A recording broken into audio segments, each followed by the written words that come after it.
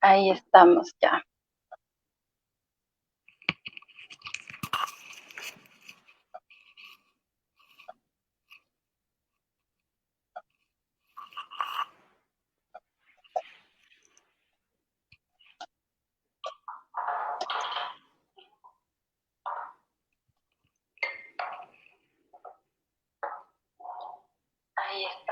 Estamos ya en vivo.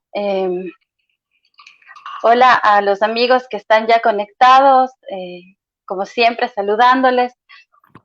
Esperamos unos minutitos para que más personas se puedan ir conectando a la transmisión de este día.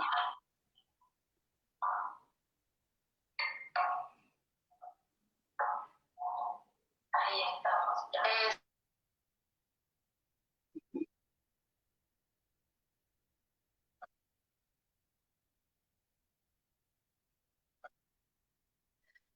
Bueno, saludos a las personas que ya se están conectando.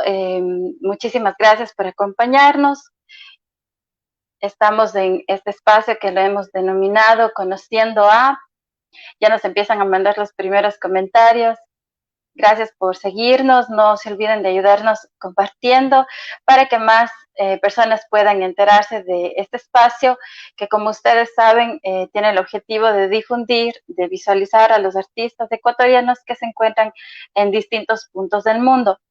Este proyecto ha nacido de la iniciativa de la Fundación Musarte justamente para visualizar, como decía, el trabajo de nuestros artistas que nos están representando en distintos países y de quienes muchas veces se conoce muy poco de las grandes trayectorias que ellos tienen. Entonces, creo que es muy importante para nosotros como ecuatorianos que podamos mostrar que este espacio sea una ventana para mostrar un poco de lo que ellos están haciendo, representando a nuestro país. Justamente el día de hoy estamos con un invitado también muy especial que ya les voy a contar más adelante de quién se trata. Como les decía, no se olviden de ayudarnos compartiendo en sus páginas. Y bueno, creo que podemos empezar ya saludándoles a todas las personas que se han unido. Soy Vanessa Regalado, soprano ecuatoriana. Les saludo desde Barcelona, España. Y bueno, les voy a contar un poco más de nuestro invitado del día de hoy, el maestro Javier Andrade, que él es un director de escena y un dramaturgo ecuatoriano, que les voy a contar un poquito más de la biografía del maestro para que ustedes puedan también conocer el trabajo que ha venido realizando el maestro Javier Andrade. Bueno, iniciamos. El maestro Javier Andrade Córdoba es ecuatoriano, cuencano. Se formó artísticamente en el Conservatorio Nacional de Música y en el Teatro Estudio de Quito. Antes de dedicarse profesionalmente al teatro y a la ópera, obtuvo un diploma superior de Matemáticas y Física en la Escuela Politécnica Nacional y concluyó su formación como licenciado en Educación de Ciencias Exactas de la PUCE, como mejor egresado de su promoción. Aún vinculado a las matemáticas y la física, viaja a Rusia becado por un año en 1985. En 1992 se traslada a Alemania y aprueba los exámenes de ingreso de dirección en las universidades de Berlín, Múnich, y Frankfurt y Hamburgo. Hace su formación a nivel de licenciatura y maestría en Múnich. Realiza una maestría adicional en España en la Universidad de Sevilla. En Alemania se desempeña como director independiente y luego, en el 2003, gana un Förderpreis del concurso internacional de dirección de ópera Ringavart en Austria. En el 2004 es invitado a hacerse cargo de la dirección de artes escénicas del Teatro Nacional Sucre y con ello a dar inicio al proceso operístico nacional. Luego de las producciones de mediados de los 80, la ópera había prácticamente desaparecido en los escenarios ecuatorianos como espectáculo por casi 20 años y en el mejor de los casos había sido ejecutada solo en conciertos. En este contexto, del 2004 al 2008, conduce artísticamente un programa de producción operística que lleva, entre otras cosas, a la creación de la Compañía Lírica Nacional del Ecuador, a la producción de ópera para públicos diversos en el marco del Sucre Viajero, el Sucre al Parque, a la vinculación de la ópera del Coro Ciudad de Quito, del Coro Pichincha, la Banda Sinfónica Metropolitana y la producción de ópera ecuatoriana con el estreno de Manuela y Bolívar de Luzuriaga. Posteriormente continúa su labor como director independiente y como pedagogo. En el 2010 inicia la producción profesional de Cuenca con el Elixir de Amor, que se consolida en el 2013 con Così fan tutte y desde el 2017 con coproducciones de la Fundación Musarte y la Orquesta Sinfónica. Justamente han sido producciones de nuestra fundación, la ópera La Traviata y la Flauta Mágica, que vale aclarar que fue una adaptación también del maestro, traducida al español. Entre los teatros más destacados en los que él ha puesto en escena sus obras, cabe mencionar que ha dirigido ópera para el Prinz Regenten Teatro, la ópera de Baviera, el Teatro de Múnich en Alemania, para el Gran Teatro Falla de Cádiz, el Teatro Villa Marta de Jerez en España, para el Auditorio León de Gref de Bogotá en Colombia, para el Centro de Música Shenyang en China, etcétera, entre muchos otros. Adicionalmente, desde hace una década inicia el trabajo teatral con dramaturgias propias y lleva 10 obras estrenadas de este tipo, así como 2 libretos de ópera, una de ellas en composición actualmente. Asimismo, ha desarrollado escenografías para alrededor de 15 espectáculos desde hace algunos años. Es profesor invitado de la licenciatura y maestría en universidades en Latinoamérica, Europa y Asia, en los campos de la interpretación operística y teatral, la dirección, la dramaturgia y la gestión de artes escénicas. Reside actualmente en Córdoba, Argentina. Bueno, como ustedes pueden ver, la trayectoria del maestro es bastante amplia y bueno, hemos tratado de resumir lo más que se ha podido en su biografía, pero para que él nos pueda contar un poco más de toda su trayectoria, ya le tenemos aquí y quisiera darle la bienvenida al maestro Javier Andrade Córdoba.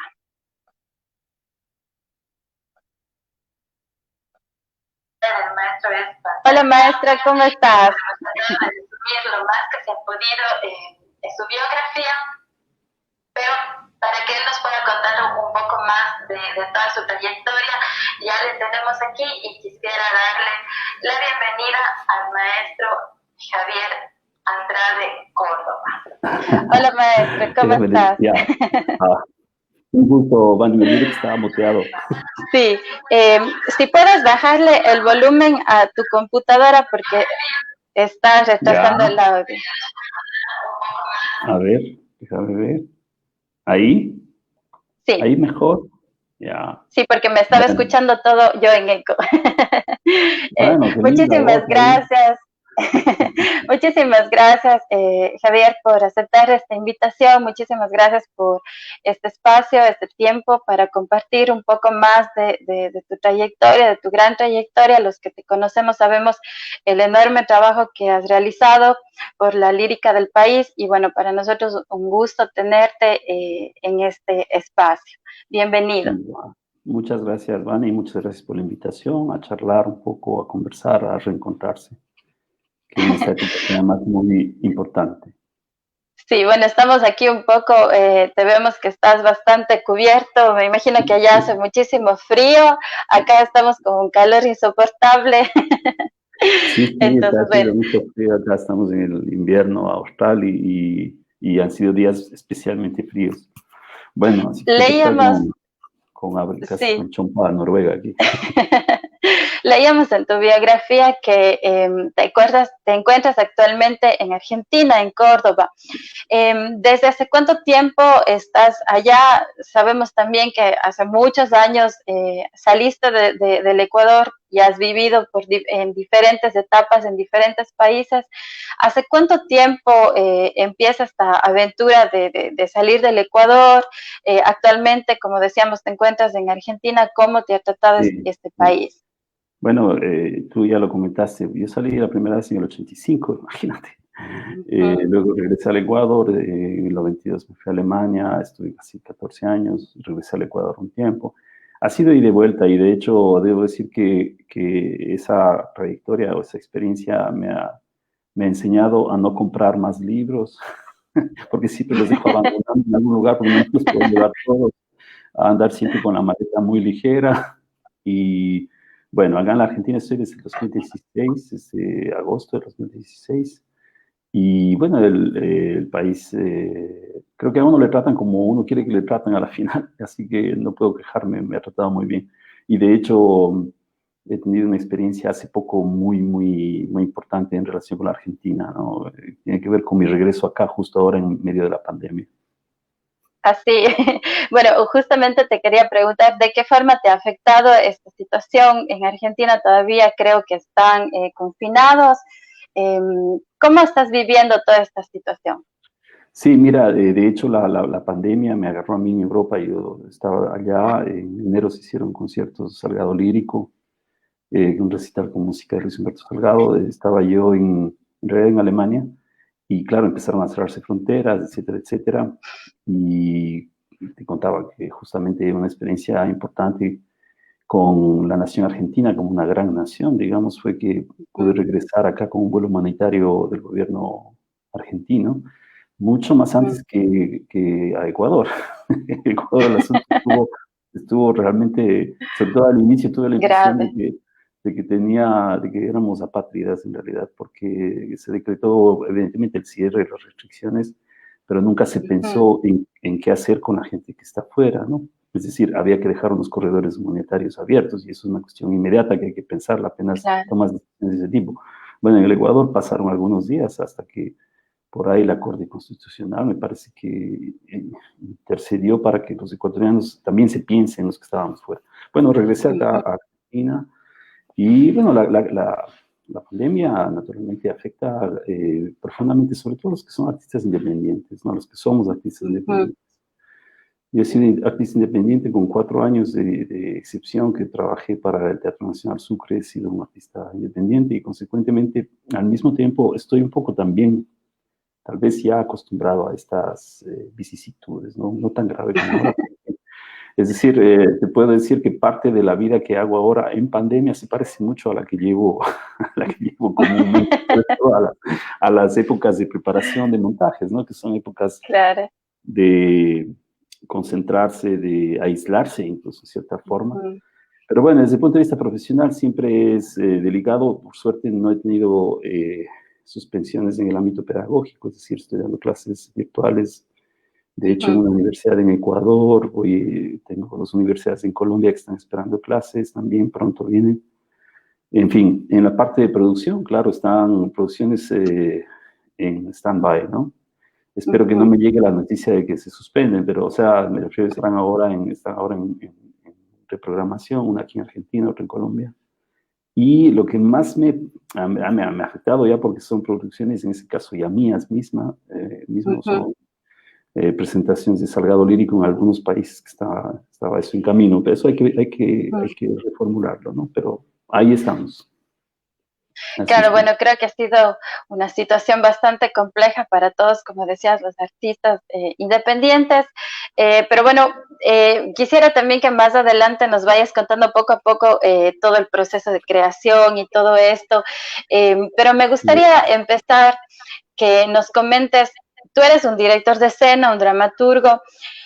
¿Cómo fue ese primer encuentro con esta profesión, con la dirección? ¿En qué momento nace este deseo por el arte? Porque leíamos en tu biografía que habías estudiado matemáticas, Sí. física.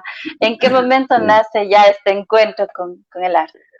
Bueno, mi encuentro con el arte en general naturalmente fue temprano, fue en la escuela y en la época de escuela y colegio, o sea, en el conservatorio, etcétera. Pero claro, hubo un momento en el colegio me concentré mucho yo era de la especialidad físico-matemática y bueno, estuve un tiempo concentrado ahí. Pero en algún momento retomé el contacto con la música y con el teatro inicié, porque mi entrada al teatro fue recién a terminar el bachillerato prácticamente. A Ujú. través del teatro universitario, tuve la suerte de tener un coordinador del grupo universitario que era un profesional excelente, lo sigue siendo, Víctor Hugo Gallegos, que tenía un grupo profesional aparte del taller universitario.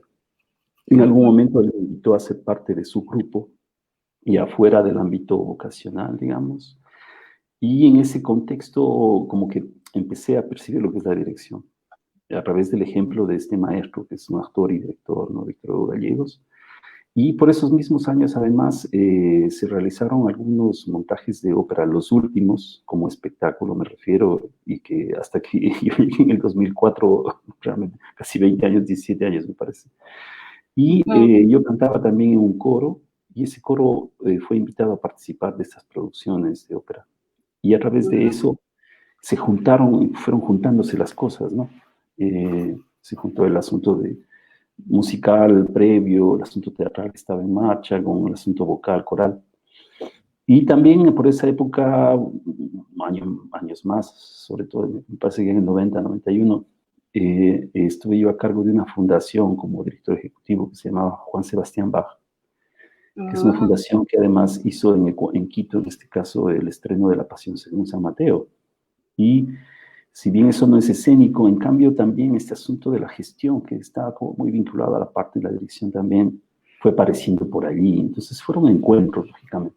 Ujú. Ahora, cuando ya llegué a Alemania, evidentemente ahí fue posible sistematizar aquello, ¿no? Que eran Ujú. impresiones, ejercicios. En la época de teatro, del teatro estudio, había ocasiones en alguna producción, yo no actuaba, sino ya me encargué digamos, de la asistencia de dirección. Y puesto que había veces que el director, el maestro Gallegos no estaba, me encargaba realmente ya de dirigir. Entonces, esas Ujú. fueron las aproximaciones que se dieron, ¿no? Ujú. Sí. Y de qué manera ya cuando empezaste a estudiar ya profesionalmente esta carrera, cómo fue este proceso? ¿Qué herramientas adquiriste? ¿Cuáles son las herramientas, mejor dicho, que se necesitan ya para ser un profesional en la dirección de escena? Sí. Bueno, mira, la mirada sobre eso también va profundizándose, diría yo. Ujú. El día de hoy doy clases de eso también. Entonces, principalmente yo parto de la idea de que lo escénico, particularmente, es profundamente territorial, ¿ya? Es decir, está anclado en un territorio. Lo escénico no ocurre en una nube, digamos. Lo escénico es una cuestión que está muy vinculada a la tierra, al contacto, al encuentro de presencias. Consecuentemente, está muy vinculado al lugar donde tú lo realizas. ¿Ya? El público, cuando piensas en el público, no es un público abstracto, es un público muy específico, con unas Ujú. características geográficas, históricas, sociales muy concretas. Entonces significa, para mí como director de escena, creo yo, que hay dos campos de formación fundamentales. El uno, evidentemente, el estético, el artístico propiamente dicho, en el cual juegan papeles fundamentales la parte musical, ya hablando de la ópera, ¿no? Ujú. La formación musical, la formación escénica y la formación artística en general, plástica, visual, ¿no es cierto?, dancística. Pero adicionalmente está este campo que tiene que ver más bien con lo social, con la sociedad, con la comunidad, con las relaciones humanas, con lo político, ¿no es cierto? Ujú. Y es como mirar, y yo siento que a la ópera hay que mirarla siempre, tanto de adentro como de afuera, ¿no? Es un ejemplo, no sé, un ejemplo quizás extremo, te digo. O sea, tú estás parado en un gran teatro y dices, bueno, si voy a dirigir aquí, si será que, bueno, estás parado en el Teatro Colón y imaginas que vas a dirigir algo bueno, evidentemente vas a tener que encargarte de construir un espectáculo, de cómo suena, cómo se ve, de la actuación, etcétera, etcétera. Ujú. Pero cuando te paras fuera del teatro y lo miras, ¿no es cierto? Mira, yo me he dado cuenta, por ejemplo, en el caso de Colón, tú dices, bien, de pronto te das cuenta que a 20 minutos a pie hay una villa miseria, la Villa 31, la famosa Villa 31 de Retiro, que en esta época, son épocas difíciles, son lugares en donde especialmente está la pandemia floreciendo, ¿no es cierto? Entonces te das claro. cuenta que hay cosas que son más importantes que la ópera, ¿ya? Y consecuentemente te das cuenta también que para que la ópera tenga relevancia como director, tú tienes que vincularla a aquellas cosas que son profundamente importantes.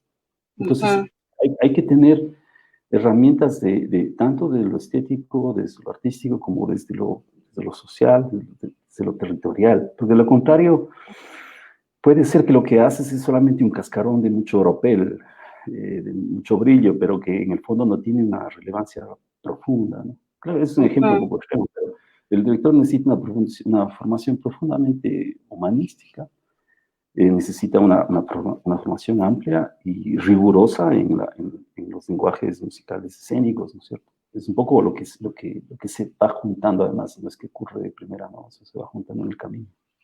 Ujú. Sí, Qué interesante todas estas cosas que nos comentas, porque claro, a veces uno piensa que, o sea, me imagino que igual es un talento toda esta cuestión de la dirección, de saber cómo manejar la parte estética de las obras y todo, pero claro, ya de una manera profesional, como dices, se van juntando muchas cosas que contribuyen para que se pueda poner ya una obra en escena. Tú hablabas de la ópera. ¿Tienes alguna ópera favorita, algún compositor que te gusta muchísimo? es una pregunta bien difícil, porque la verdad yo te digo que yo creo que la ópera favorita para un director es la ópera que estás haciendo en ese momento. Mm. O sea, realmente, porque además, si tú estás en el proceso de creación, del montaje de una ópera, estás comiéndote esa ópera todos los días, estás comiendo el texto, la música, y estás haciendo la digestión de eso y vuelves a hacerlo nuevamente. Y bueno, y ese es un proceso que solamente es posible si hay mucho enamoramiento de esa ópera, ¿no es cierto?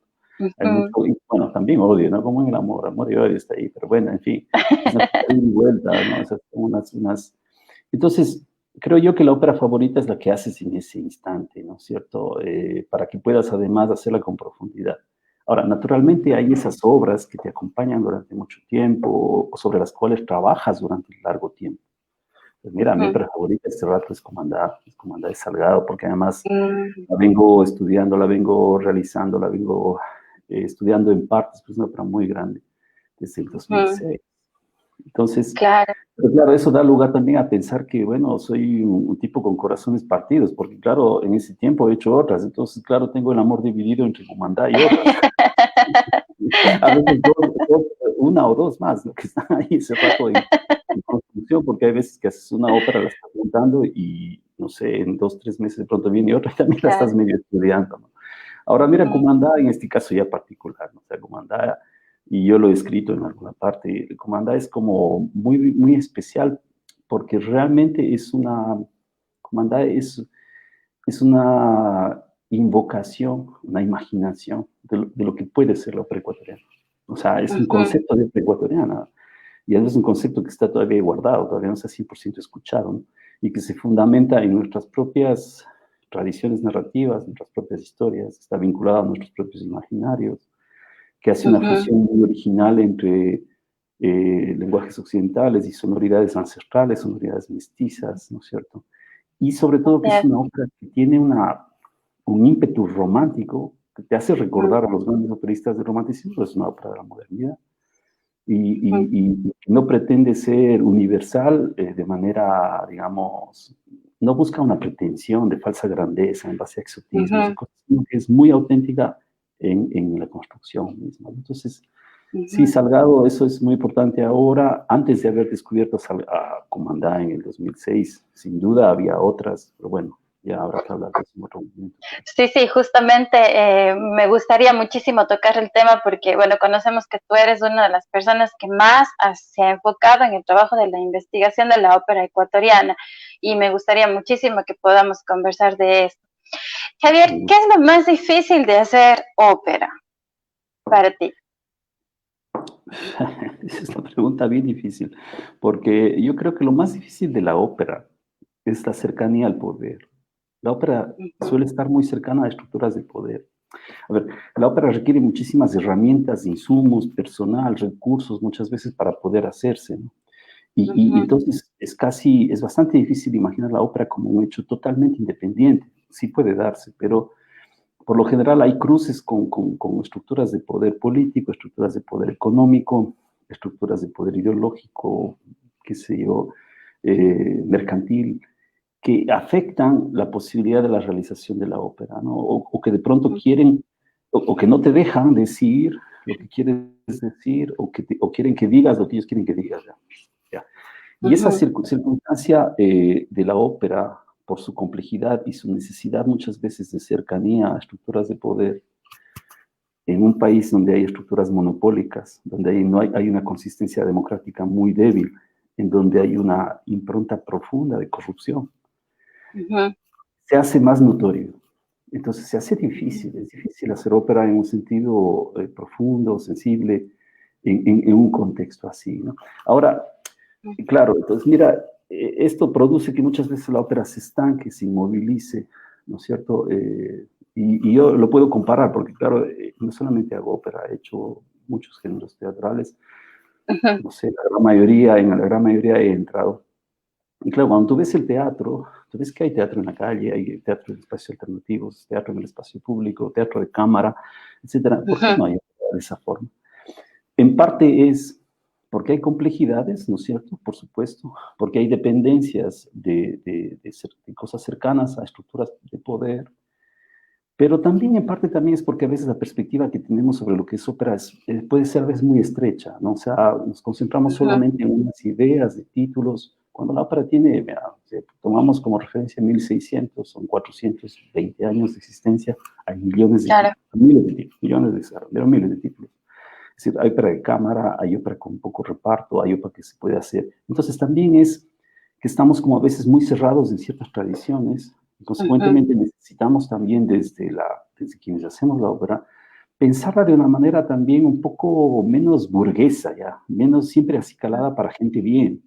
Hay que luchar por hacer la ópera para cualquiera, la ópera tiene que ser también despeinada, tiene que ser rebelde, tiene que ser rompedora, tiene que ser queer. La ópera puede hacer eso, pero tenemos que cambiar a veces la perspectiva. Y ese tipo de ópera, por ejemplo, ópera de cámara, ópera, puede florecer mucho en países donde tenemos recursos limitados y en donde además necesitamos alejarnos a veces de esas estructuras poderosas que nos dejan o no nos dejan o quieren que hagamos esto de una otra forma. ¿Ya? Y creo que en el Ecuador pasa eso.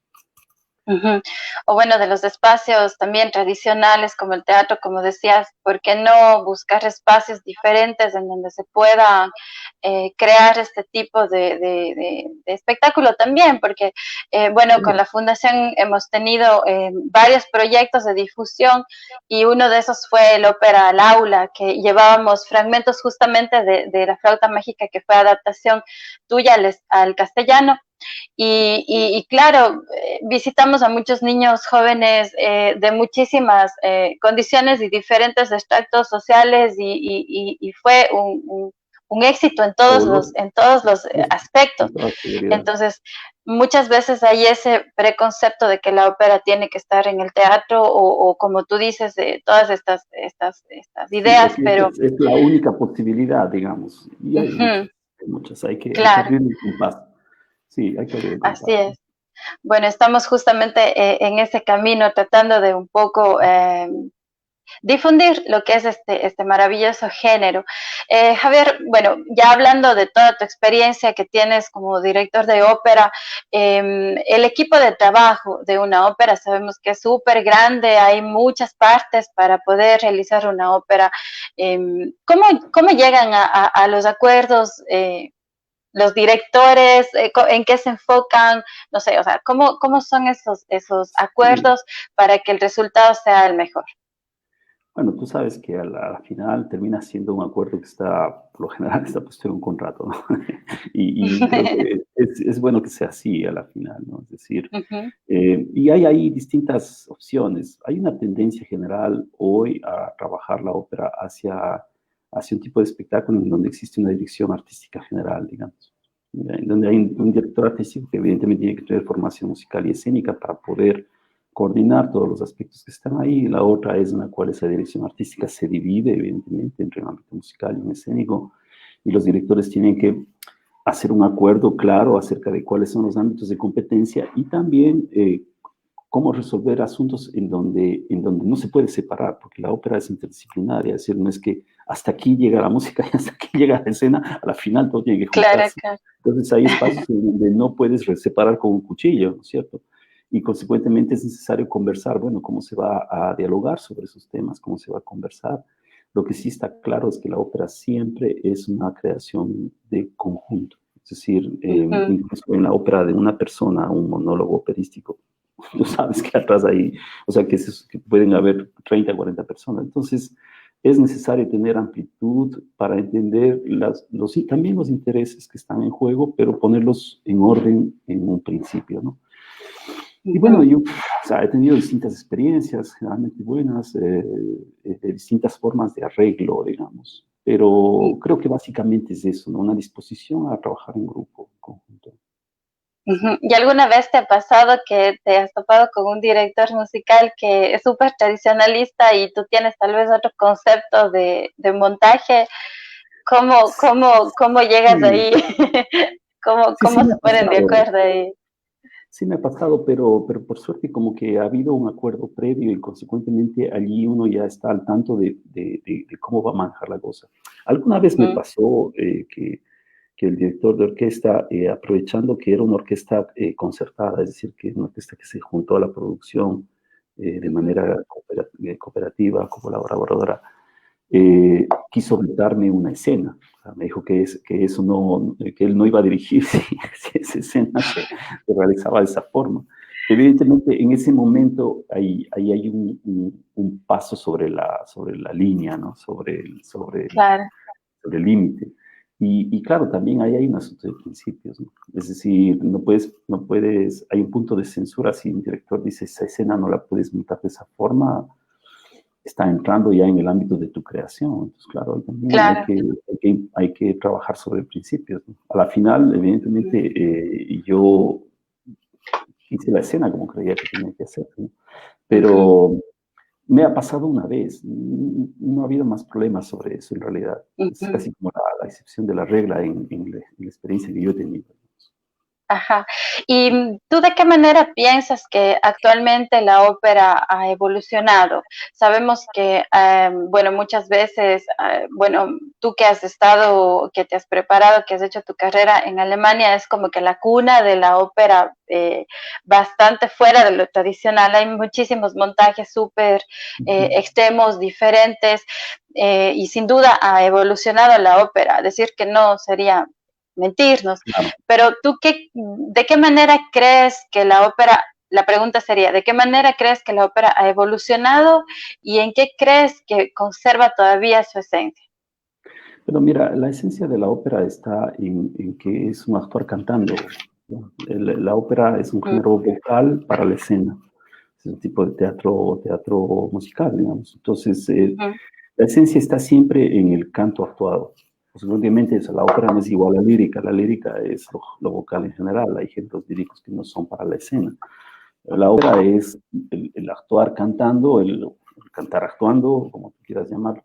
Y consecuentemente esa es la esencia de la ópera y siempre va a seguir siendo. El rato que le quitas eso, bueno, ya deja de ser ópera. En el sentido de que si le quitas la actuación, o sea, le quitas la representación, termina siendo un género vocal Claro, sin creación escénica, y el rato que le quitas el canto es teatro hablado. Bueno, en fin. Entonces, la claro. esencia siempre va a ser eso. Ahora, lógicamente, en el transcurso histórico de la ópera, que ya lleva 420 y un poco más de años, si se toma en consideración los primeros ejemplos que hubo ya antes de 1600, ha habido como procesos cíclicos, ¿no? En donde momentos en donde se ha encontrado un buen equilibrio entre lo escénico, o sea, la representación y lo musical. Y otros en donde, por ejemplo, ha habido una profundización o una valoración extrema del ámbito del virtuosismo vocal, por ejemplo. Un virtuosismo que muchas veces incluso se aleja de la esencia, porque si tú haces ópera es para representar historias, no es para decir, bueno, ahora vamos a parar, voy a cantar maravillosamente, voy a hacer un montón de fiorituras y adornos y 5 minutos después vamos a seguir contando historia.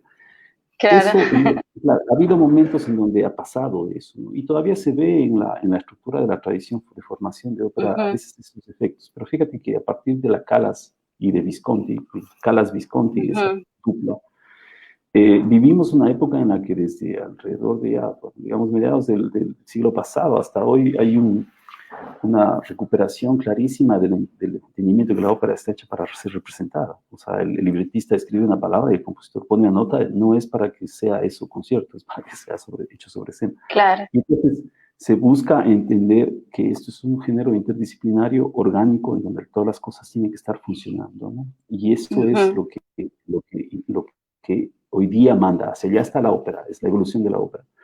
Que ahí haya ujú. extremos y cosas, por supuesto, como en todo, pero fíjate que hoy, por ejemplo, esos conceptos viejos de, por decir un ejemplo, no importa que no se entienda el texto, si suena bien o que si yo, no importa si actúa mal, si canta bien, esos conceptos ya son conceptos Claro, decadentes, pesados, inútiles, que no contribuyen, estamos en otra época y claro.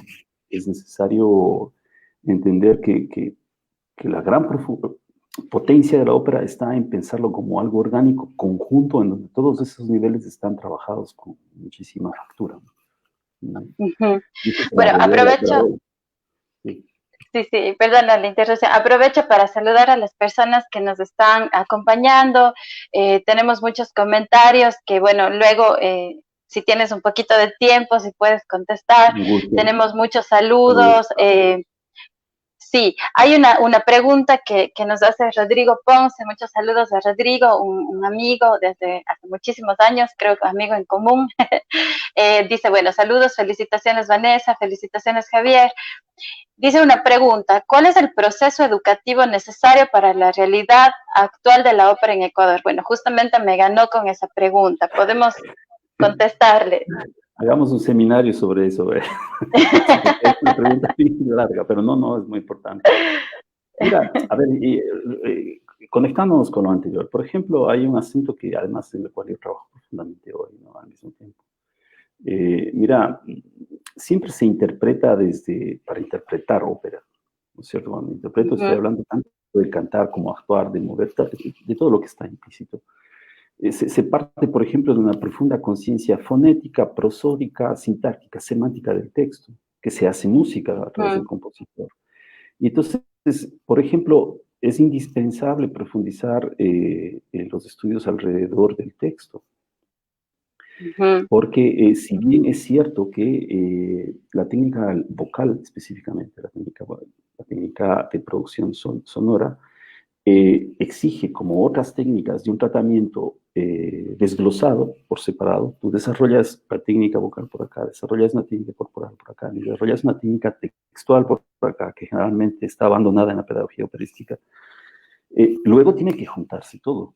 Si tú dejas huecos, el asunto puede llegar a caerse. Y entonces creo que en ujú, Latinoamérica, además, como estamos enfrentándonos continuamente al repertorio que no está cantado en nuestro idioma, no alcanza con la intuición, no es suficiente la intuición, ujú. porque la intuición, tú la puedes tener, la intuición de entonación, no me refiero a cantar en tono, sino de la línea Claro, melódica del texto propio, de la la prosodia. puedes Ajá. tener incorporada por la práctica vivencial, pero en otros Ujú. idiomas Es la muy intuición no complejo, alcanza. claro. Y no alcanza la fonética, y alcanza la Ujú, prosodia solamente simple de primer grado, de saber que María se asienta sobre, el acento está sobre María. La prosodia es no ajá, solamente de la palabra, la prosodia es la prosodia de la frase. Y así entonces es. hay que trabajar muchísimo sobre el texto, y de hecho yo trabajo mucho específicamente sobre el proceso psicolingüístico y prosódico del texto antes de entrar Ujú, al canto, porque el texto tiene una melodía propia, sobre la cual que además el compositor la intuye, la conoce, la estudia y a partir de ahí la proyecta una línea melódica ya ujú, ampliada, profundizada, ritmizada. Pero eso sale de un entendimiento. Entonces, ese punto me parece que, por ejemplo, en el ámbito ecuatoriano es fundamental y no se lo hace. A ver, no se lo hace en lastimosamente todavía no se lo hace en muchos lugares, pero en lugares de vanguardia ujú, se hace. claro. Y lo que decía, ¿no? De profundizar el entendimiento de que lo que hacemos no es para hacerle una burbuja, sino que está enclavado, está enraizado en un territorio particular, ¿no es cierto? Y consecuentemente tenemos que buscar de qué manera aquello que hacemos desde el punto de vista estético engancha con las pulsiones de una sociedad en un momento concreto, y en ese territorio donde estamos, ¿no? Sí, bueno, por ahí creo. Así es. Bueno, tenemos muchos saludos, muchas felicitaciones también a ti por tu excelente trabajo. Para que no nos come el tiempo. Bueno, habíamos hablado de la evolución de la ópera, también hemos conversado un poco ya de la situación del país, que también profundizaremos un poquito más adelante. Pero, ¿de qué manera tú ves el público para la ópera? Así como la ópera evoluciona, también pienso yo que evoluciona el público. ¿Cómo ves al público de hoy en día? Mira, eso es una cuestión absolutamente fundamental.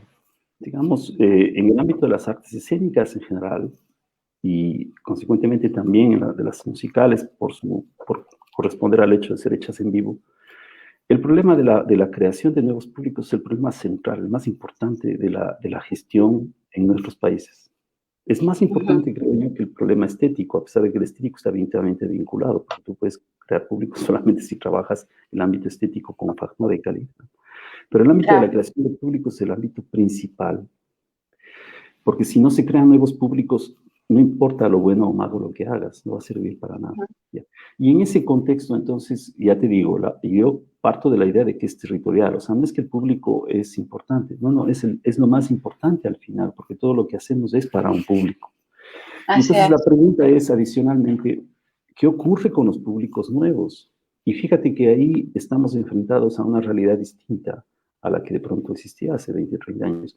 El día de hoy, bueno, ya digamos, incluso a partir de mediados del siglo pasado, el público en general, el hombre de la calle, las juventudes actuales, tienen un ejercicio de valoración, de análisis, de apreciación de lo visual, de lo actoral, de la ficción, de la ficción actuada, tan desarrollado porque están permanentemente en relación con la acción fictiva, por ejemplo, en pantallas, en las redes sociales, etcétera, que si la ópera no toma en consideración que va a ser medida con una sensibilidad mucho más desarrollada, mucho más ejercitada en los planos de su conjunto como espectáculo, corre riesgo de no avanzar con los nuevos públicos, porque hay que pensar que, lo que te decía antes, o sea, las nuevas generaciones no van a tener paciencia, ni van a tener crear privilegios especiales bajo el lema, no importa que actúe mal si canta bien.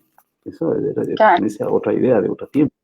Las generaciones actuales tienen una capacidad de observación muy particular, y eso implica que hay que tomar en consideración esos aspectos para pensar en la ópera presente y del futuro, porque lo contrario, el público, las nuevas generaciones de público no van a llegar, ¿no? ¿Cierto? Claro. Y para además formarlos de manera crítica, porque no se trata solamente de darles cosas bonitas, ¿no? Sino de que sean públicos que tengan capacidad de reconocimiento de las calidades también. Claro. Bueno, como tú dices, creo que es lo más importante esto de la creación de público, que en nuestro país se está trabajando bastante en los últimos años con varios proyectos que, bueno, también como fundación hemos hecho. Javier, dentro de tu experiencia también está la pedagogía. Veíamos en tu biografía que haces muchísimo clases en universidades y cuestiones así. ¿Qué crees tú, o sea, mejor dicho, cuáles son los aspectos de la pedagogía de la ópera que han cobrado mayor relevancia actualmente? Sí, bueno, mira, como decía, la ópera requiere de una apropiación de técnicas que son tratadas de manera desglosada en un determinado momento y luego vuelven a integrarse, ¿no? Pero dentro de ese ámbito, evidentemente la técnica vocal nunca ha sido abandonada, porque es un ámbito articulador, pero hay ámbitos que han sido abandonados por la pedagogía operística. Y concretamente, uno de ellos es el que está previo al canto. Es decir, yo actualmente, por ejemplo, trabajo mucho lo que yo denominaría de la emoción del texto a la emoción del canto. Te pongo un ejemplo. O sea, Si yo te digo, por ejemplo, en la frase en donde está incluida las palabras amo mucho a María, y yo te pregunto, ¿cuál es la palabra emocionalmente más importante? Si estás en escena y tomando en consideración que en la escena trabajamos principalmente las emociones, Ujú. ¿cuál es la palabra más importante? La tendencia Ah, es a hacer un acercamiento que tiene que ver más con la gramática que con la prosodia emocional. ujú. Entonces, mucha gente me va a decir amo, otros van a decir María, y resulta que la palabra más importante Mucho. desde el punto de vista emocional es mucho. Ujú. Porque tú no dices amo mucho a María, sino dices amo mucho a María. Y Mucho. tampoco dices Ujú. amo mucho a María. En un contexto, digamos, fuera de un contexto. Puede ser que si alguien te dice odias a María, tú digas amo mucho a María y pones el acento emocional en amo. Es decir, hay Ujú. unas leyes de movimiento melódico del texto puro que tienen que ver con su construcción sintáctica, que tienen que ver con el contexto y que es, a ver, es un ámbito bastante complejo de la lingüística, pero que una parte esencial de eso tienen que saber los cantantes, más aún si van a cantar en idiomas que no son los suyos. Entonces, yo Claro. trabajo actualmente muchísimo el reconocimiento de los procesos emocionales del texto Ujú. previo a entrar a la composición, porque el rato que tú reconoces esos procesos y los comparas con aquello que propone el compositor a través de una línea melódica que ya tiene, por supuesto, en sí mismo una carga emocional, te empiezas a dar cuenta por qué muchas cosas están compuestas de esa forma o por qué se produce ahí como una tensión, que es una tensión interdisciplinaria entre el significado, la melodía del texto hablado y la melodía del texto cantado. Y esto, Ujú. lastimosamente, todavía el 95% de escuelas no lo hacen. Ujú. Para mí tiene una ventaja porque yo, en cambio, como trabajo mucho esto, me invitan mucho este año en 3 conservatorios en Latinoamérica voy a trabajar específicamente eso. ¿Ya? Ujú. Entonces, ese es, por ejemplo, un aspecto que es fundamental, porque el problema, fíjate, hay un problema también con la ópera ya cuando llega a la escena, ¿no es cierto? Es que si tú no Ujú. tienes conciencia de esos elementos, cuando tienes que actuar, entras en un gravísimo problema. ¿Por qué? Porque en Claro. escena no se ponen en escena melodías. O sea, un montaje, vamos a llamarlo así, melódico de escena, corresponde a lo que sería la coreografía. En la danza, Ujú. el cuerpo responde de manera directa al proceso melódico. Ya tú te mueves con la música. Pero si tú Así. te subes a hacer ópera así y empiezas a cantar y empiezas a moverte mientras cantas, estás arruinado. Claro, Y no tiene sentido. claro, en escena se monta sobre el texto. Por supuesto, sobre la base de cómo la música te propone unas emociones de un tipo y un proceso, pero el montaje Ujú. se hace sobre el texto, sobre quién es, qué es, en dónde está, qué situación tiene, qué problemas tiene. Eso te da el Ujú. texto. Consecuentemente, Claro. si no tienes una preparación previa al canto, porque además en el proceso de la ópera siempre está primero el texto, primero llegó el texto donde el compositor, él lo puso en música. Ujú. Si no sigues ese orden, cuando llegas a poner a escena, es un problema. Hay mucho problema. Entonces, a mí me ha dado muchísimo resultado hacer ese trabajo previo, ¿no es cierto? Porque fíjate, esta Ujú. idea de, o sea, tú puedes, en algún caso excepcional, y una pieza corta de 1 o 2 minutos, le puedes poner un texto a una melodía, pero no una ópera de 2 horas. Pues si vas a hacer una ópera de 2 horas de esa forma, tardan 10 años en ver cómo le metes ahí un texto. La ópera Claro. se hace, o sea, para la representación se hace del texto a la música. Al revés, en una obra no escénica y una pieza de 5 minutos, tal vez, sí, sí puede pasar, ¿no? Pero ya la ópera, para la ópera como género de representación, es imposible. Entonces, el Ujú. proceso pedagógico no puede ser distinto, o sea, no puedes decir, voy primero a cantar la melodía, después voy a ver qué estoy cantando, Claro, no, porque en ese no. rato no te diste cuenta cómo el compositor cogió la melodía del texto, ¿no es cierto? Y no solamente los acentos, dónde está el acento en cada palabra, no, no, no. Es cuestión de interrelaciones entre las palabras, de valores, de funciones lingüísticas de las palabras, que dan lugar a unas melodías particulares, y de ahí cómo se fue a la melodía del canto. Entonces, Ujú. ese es un aspecto que, digamos, por lo menos me ha dado muchísimos resultados, ha Ujú. facilitado muchísimo el canto, porque tú sabes, Yo generalmente voy mucho a clases de repertorio, me gusta ir mucho a clases de Ujú. repertorio. Y claro, yo me doy cuenta ahí cómo a veces el cantante repite el mismo error, una y otra vez, y el maestro le dice, pero repite el mismo error, primero, y luego cuando pasa a otra pieza, como el error lo corrige solamente desde la imitación, digamos, y no por haber En el entendido oído, claro. profundamente. Entonces, cuando pasa a otra pieza, está haciendo el mismo error con otras palabras, pero Ujú, comete el mismo error, no aprendió. ujú, Y entonces, por decir este mismo ejemplo, ¿no?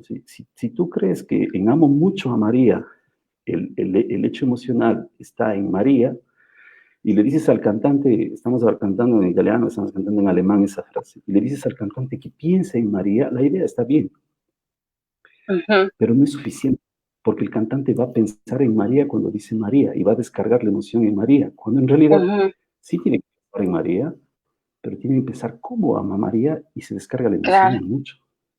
Tú Ujú, no le precisas la palabra y trabajas solo por frases.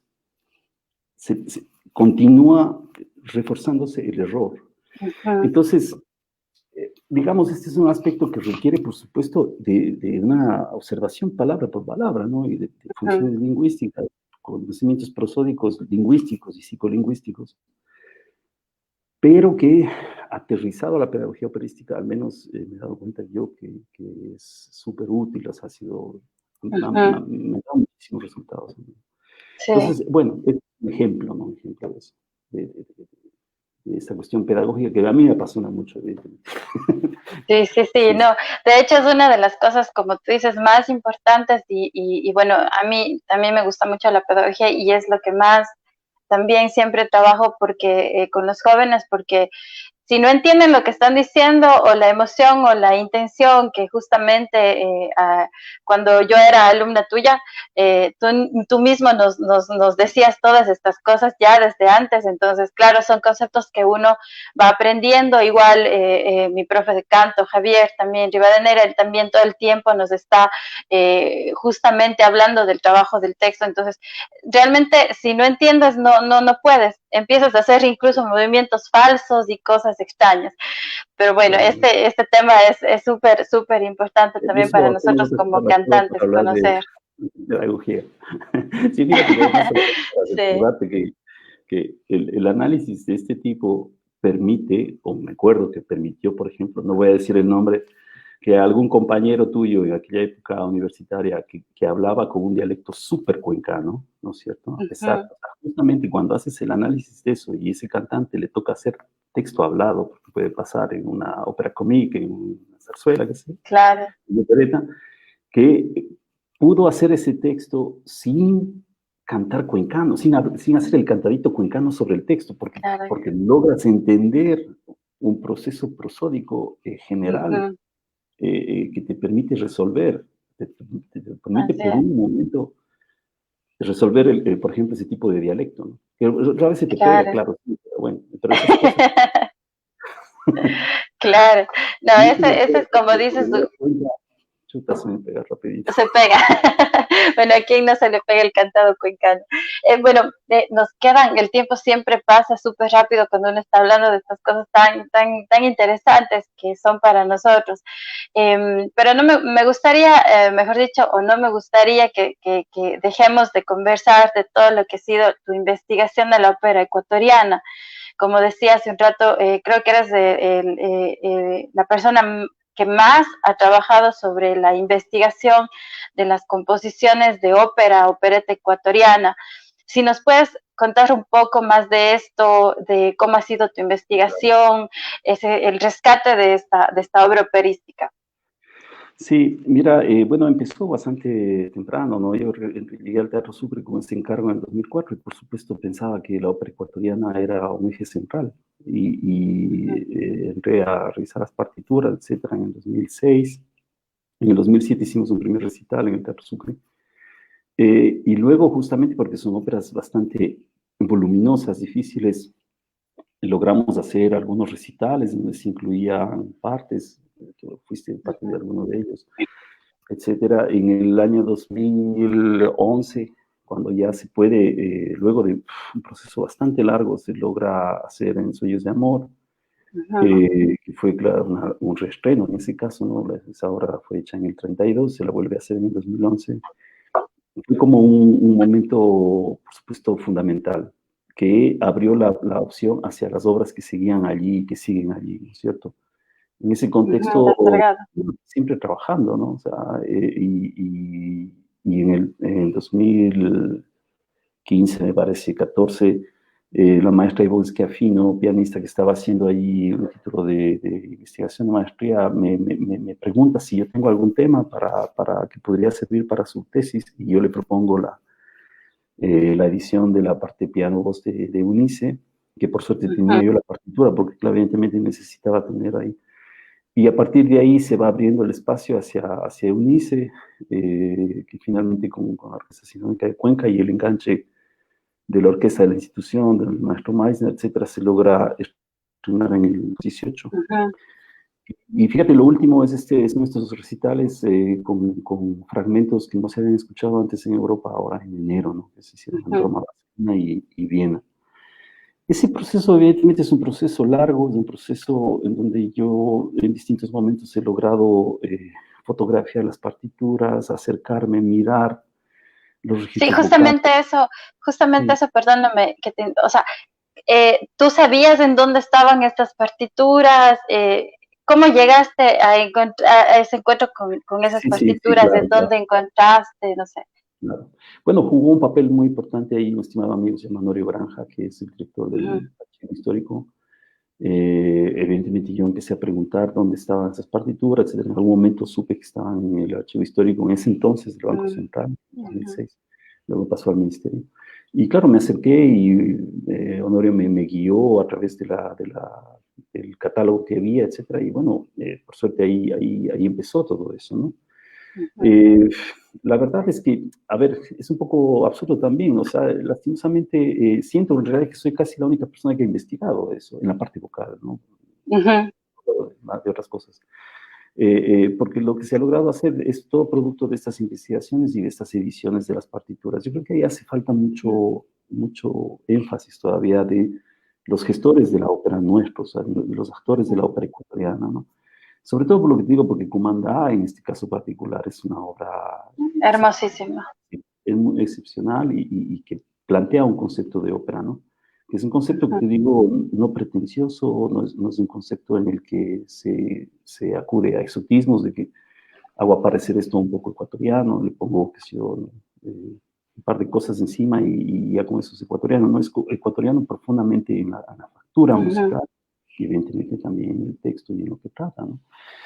Entonces, me parece que es muy importante escuchar qué cuenta Salgado o qué propone Salgado como concepto de lo que puede ser la ópera ecuatoriana en esa obra, porque evidentemente propone una gran ópera de corte universal, de trascendencia internacional, que todavía está esperando a que la podamos escuchar, ¿no? Que la gente tenga. Y eso también pasa con las otras dos óperas de la trilogía épico Son cristiana. gigantes, ¿no? Sí. Centurión y Tribuno. El Centurión no tanto. El Centurión, de hecho, es una ópera, digamos, probablemente de 1 hora y cuarto. Tribuno sí es una ópera de 2 horas y media. Sí, probablemente, ¿no? Ya estamos especulando. O sea, eso es un cálculo en base al número de hojas, a los Claro. movimientos que tiene, a la cantidad de textos. Está todavía por estrenarse, ¿no? Y Increíble. aspiraría a que ojalá lo pueda hacer, porque bueno, o sea, estoy trabajando en eso, y aspiro a que ojalá lo pueda yo también, evidentemente, jugar un papel en esas estrenos de esas obras, Creo ¿no? que ese es un grandísimo aporte para todo lo que es la lírica ecuatoriana, todo este trabajo que has hecho con esta investigación. Eh, Javier, nos quedan poquísimos minutos. No sé si alguna vez tú te has puesto a pensar cuál es ese sello personal que te diferencia de otros directores. No sé, esa característica. Es un poco difícil, ¿no? Pero yo no sé si lo que me diferencia de otros directores, pero tal vez donde yo sí le pongo como un énfasis particular, por lo menos en mi intención, ¿no es cierto? La primera tiene que ver con lo que hemos hablado, o sea, yo considero que es algo territorial, o sea, yo no hago montajes para que se vean universalmente y para que todo el mundo me entienda y para que el planeta entero se vea que se ve impactado por lo que hago, sino hago montajes para un público en una ciudad, un público en una región que tiene unos referentes culturales, geográficos particulares, y en ese contexto además trato de interpelarlo, trato de transformarlo, incluso con cosas que puede ser que en otras partes ya están transformadas, pero que ahí todavía no. En ese sentido, he hecho montajes particulares, porque imagínate, la primera producción profesional que yo hice fue en el 96, se llamó Narrow Rooms, Espacios Estrechos, y es una ópera que cuenta una historia de amor homosexual en el 96, ¿no es cierto? La hice en Múnich, evidentemente. Me refiero a esa ópera en Ecuador, seguramente no habría cómo hacerla todavía, quién sabe, pero en Múnich ya era una interpelación a una sociedad discriminadora, evidentemente. Cuando he hecho Così fan tutte, al final las chicas, luego de las barbaridades que hacen esos dos muchachos, se van sacando de la casa. O sea, no es un mensaje en el cual las dos hermanas dicen, así que el mundo vamos a seguir, Sí, el sí, resto sí. de mi Fue muy familia divertido. a este engaño, ¿no? Hay un interés por enfrentarse a ciertas temáticas muy concreto, ¿no? Luego, desde el punto de vista económico, he trabajado mucho, he logrado hacer cosas grandes con poco, diría yo, ¿no? Fíjate, Flauta Mágica, una ópera que costó $35,000. Por supuesto, es un presupuesto, pero cuando hay colegas que la ven, piensan que costó 15 veces más. Es decir, tratar de resolver en los contextos en donde estamos, ¿no es cierto? Esa es una ópera enorme, muchísimos solistas, etcétera, y bueno, se logra hacer una respuesta en un territorio particular. Y finalmente, bueno, no sé, tal vez también un interés ya en lo visual, ¿no? Tengo una tendencia a hacer óperas muy claroscuro, es decir, con muchas cosas oscuras, puntos de luz, no sé, es una cosa ya como, ahora que veía un par de imágenes, digo, sí, a veces falla, es muy delicado, ¿no? Si la luz no está en el punto o si el cantante está corrido, entonces ya no se le ve, pero Claro. tengo una tendencia mucho a hacer claroscuro en la escena, ¿no? Sí. Qué chévere, qué chévere. Bueno, he tenido la... ¿Perdón? No sé si eso es especial o no, pero digamos, es digamos lo Bueno, como lo forma siento. parte de tu estilo como director. He tenido la oportunidad de trabajar en varios montajes contigo. He disfrutado muchísimo de ese proceso y bueno, siempre he admirado tu trabajo y bueno, lamentablemente, como decía, el tiempo siempre es corto en estas aplicaciones, pero quería agradecerte muchísimo por poder compartir este tiempo con nosotros, conocer un poco más de tu trayectoria, de tu profesión, a ti como ser humano y artista, y nada, agradecerte muchísimo. Agradecer también a todas las personas que te están mandando muchos saludos. Como te decía, si puedes luego entrar y revisar los comentarios que te envían con mucho cariño muchas personas. Y nada, agradecerte nuevamente. Y bueno, no sé si tú quisieras decirnos Sí, algo sí, para no, terminar. por supuesto. Sí, sí, por favor, quería, bueno, agradecerte a ti, agradecer a la Fundación Usarte y agradecer a la gente que nos ha acompañado por esta oportunidad de reconectarnos, de volver a conversar, tan importante en esta época. Y igual desearles muchísimo éxito en todas las iniciativas que tienen y desearle éxito a la ópera en Ecuador, digamos, y bueno, en el mundo, porque la amamos profundamente. Gracias por esto, por conversar de ópera que siempre nos apasiona. Gracias, Juan. Muchísimas gracias a ti también, gracias a todas las personas que nos han acompañado esta tarde. Esto ha sido Conociendo a el maestro Javier Andrade, director escénico y dramaturgo. Muchísimas gracias y un abrazo para todos. Hasta pronto. Chao, Chao. maestro. Gracias.